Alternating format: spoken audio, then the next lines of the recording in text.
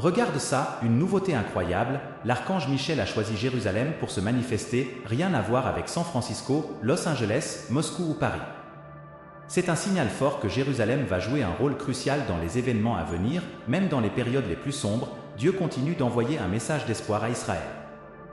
Et qui a-t-il désigné pour cette mission? L'archange Michel, qui agit comme un véritable bouclier protecteur pour Israël, veillant et guidant son peuple au nom du divin. Et ce n'est pas juste une histoire d'antan, même aujourd'hui, face à chaque adversité qu'Israël rencontre, Dieu fait en sorte de montrer sa présence à leur côté. Ces événements renforcent Israël, même entouré de tensions et de conflits.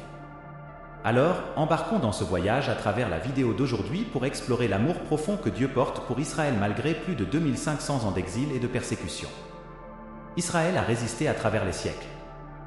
Les tentatives pour effacer son existence n'ont pas manqué, depuis l'époque des Babyloniens, en passant par la reine Isabelle, jusqu'à Hitler. Beaucoup ont essayé, mais tous ces efforts pour détruire le peuple juif ont échoué, et malgré de nombreuses tentatives de les anéantir, ils n'ont pas seulement survécu mais ont vu d'autres nations se perdre dans l'histoire. Tout cela nous fait croire à une protection spéciale venue d'en haut, à travers toutes ces années, surtout récemment. Alors, Dieu est allé plus loin et a restauré l'État d'Israël. En l'espace d'un siècle, le nombre de Juifs en Israël a grimpé de manière impressionnante de 7,7%, en grande partie grâce à un énorme afflux d'immigration. Il y a même eu des personnes qui ont témoigné de phénomènes extraordinaires dans le ciel au-dessus des chars d'assaut israéliens, comme si c'était une manifestation céleste. Cela pourrait être interprété comme un signe que Michel, le protecteur, soutient Israël, lui offrant sa protection même dans les conflits actuels.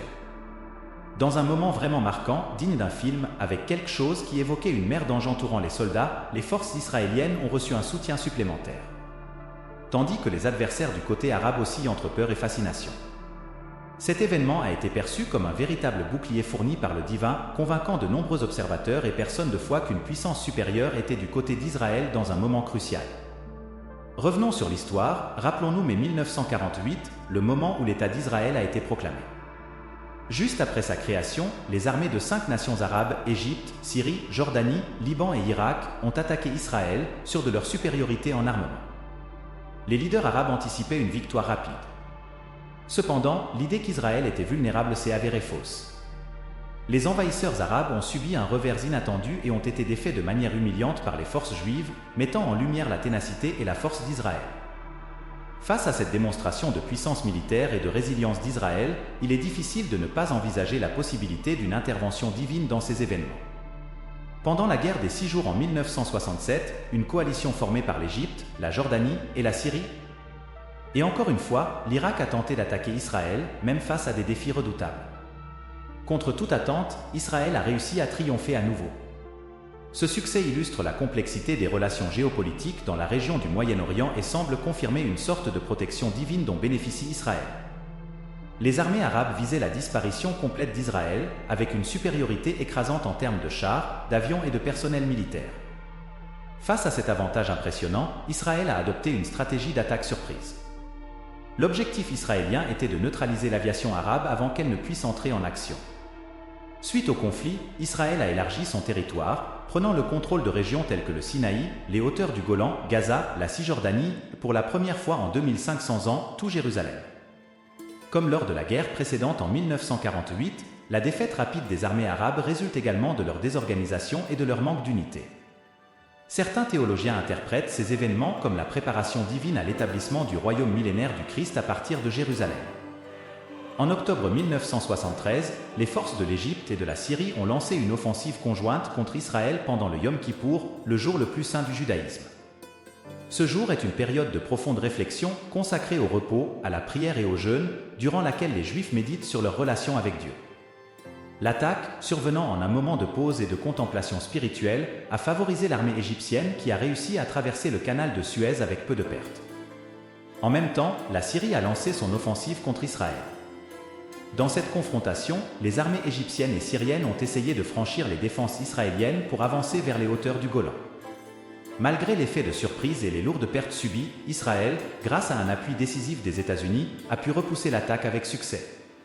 En décembre 2016, un phénomène météorologique rare, une tempête de poussière mêlée de pluie, a formé une barrière naturelle entre Israël et l'ISIS. Des témoignages suggèrent que cette tempête s'est arrêtée juste à la frontière avec la Syrie, sans empiéter sur le sol israélien dans les hauteurs du Golan. Beaucoup y voient un signe de protection divine empêchant l'ISIS d'entrer en Israël. La situation actuelle continue de refléter des schémas historiques concernant le destin d'Israël et le rôle joué par l'archange Michel. Actuellement, la grande majorité des environ 8000 résidents d'Israël rejettent Jésus comme le Messie qui leur a été promis, selon les prophéties. Cela indique qu'Israël traversera bientôt une période de grande épreuve. Ce sera un temps de purification pour le peuple d'Israël jusqu'à ce qu'ils reconnaissent enfin leur véritable sauveur. Pour saisir le rôle crucial ou la mission attribuée à l'archange Michel, il est essentiel d'examiner ses mentions dans les textes sacrés. Sa première apparition est enregistrée dans le livre de Daniel.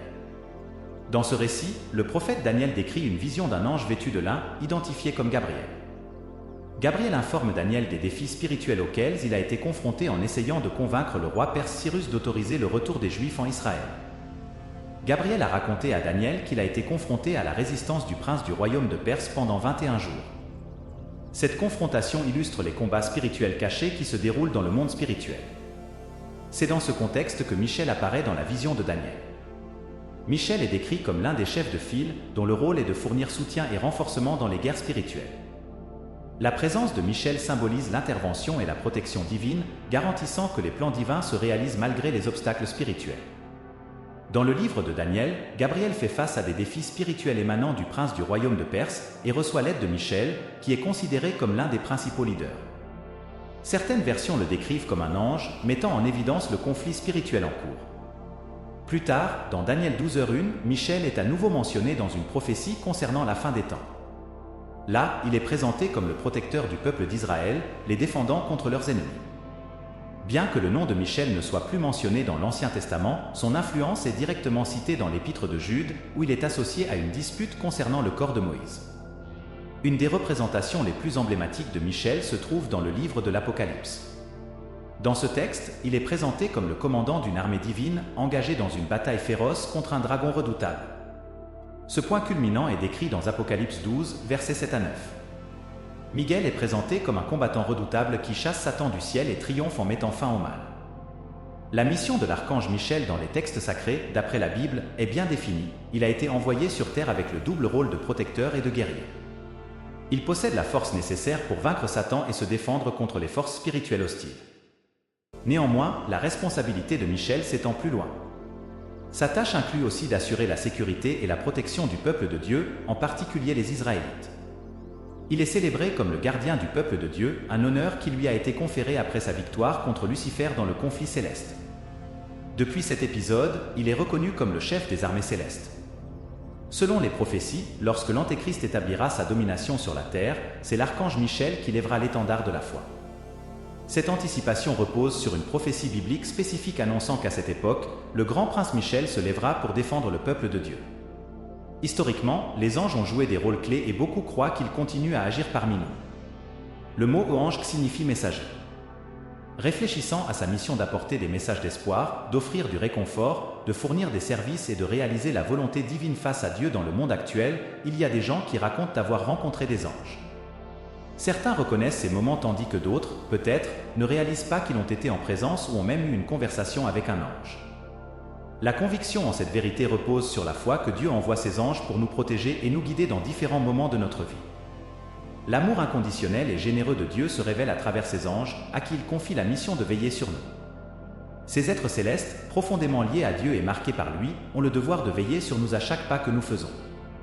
Un tel engagement se fait écho dans les paroles du psalmiste, reflétant la promesse divine tant pour Jésus que pour nous. « Voici, j'enverrai un ange devant toi pour te garder en chemin et te mener à l'endroit que j'ai préparé. » Avec cette promesse, Dieu assurait aux Israélites qu'il aurait sa direction et sa protection tout au long de leur traversée du désert en direction de la terre promise de Canaan. Cet ange spécifique du Seigneur mentionné n'est pas seulement une figure céleste mais représente également une préfiguration du Christ dans l'Ancien Testament. Les anges se comportent comme des instruments de protection et de soutien de la part de Dieu, nous menant vers notre destinée prévue. Les Écritures nous enseignent que les anges sont des serviteurs célestes intervenant en notre faveur. L'Épître aux Hébreux nous rappelle que les anges sont des esprits au service, envoyés pour aider ceux qui sont destinés à obtenir le salut. Ce passage souligne le rôle des anges dans notre soutien sur le chemin spirituel vers l'acceptation du royaume intégral de Dieu. Le salut, vu comme la libération du péché et de ses conséquences par la foi en Jésus-Christ, est glorifié par la bienveillance divine envers ses enfants.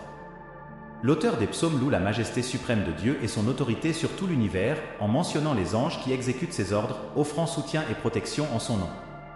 Il est suggéré d'accueillir les étrangers, car sans le savoir, nous pourrions être en train d'accueillir des messagers divins. Face à l'inconnu, nous devrions agir avec bienveillance, car Dieu pourrait les avoir envoyés pour nous offrir aide ou protection. Bien que les plans divins restent un mystère pour nous, nous faisons confiance à leur parfaite harmonie avec sa volonté bienveillante et sans faille. Nombreux sont les anges qui entourent le trône divin, le louant sans relâche. Ils agissent non seulement en tant que gardiens mais aussi comme fervents adorateurs du Créateur. Tandis que la constance de Dieu et la fausseté de Satan sont manifestes, Dieu reste inébranlable dans sa puissance et ses desseins, offrant la paix à travers son essence immuable. En contraste, Satan, autrefois le plus élevé parmi les anges, a été déchu.